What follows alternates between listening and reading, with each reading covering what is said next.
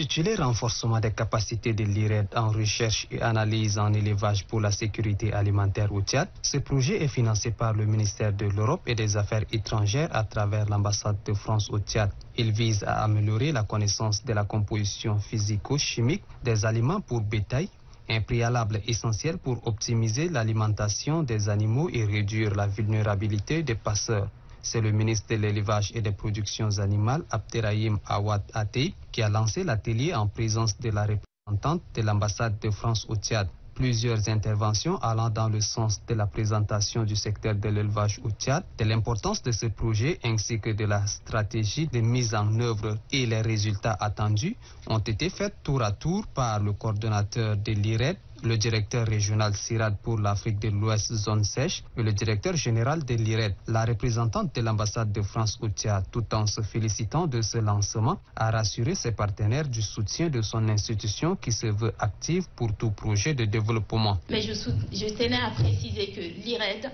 le ministère de l'élevage et de la production animale, vous pouvez compter sur le soutien de l'ambassade de France, et là je parle au nom de l'ambassadeur, pour venir en appui à la fois à travers les projets Fonds Équipe France, à travers les projets menés par l'AFD, mais également à travers le soutien continu depuis de très nombreuses années à l'enseignement supérieur dans son ensemble. Lançant l'atelier, le ministre de l'Élevage salue un projet d'une telle portée qui s'aligne en droite ligne de la vision des hautes autorités tchadiennes. L'importance socio-économique du sous-secteur de l'élevage est indéniable.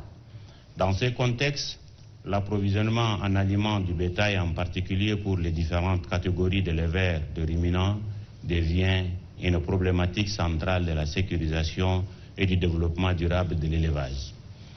Ce projet est un exemple concret de notre engagement à promouvoir une alimentation durable et compétitive. Il contribuera non seulement à la santé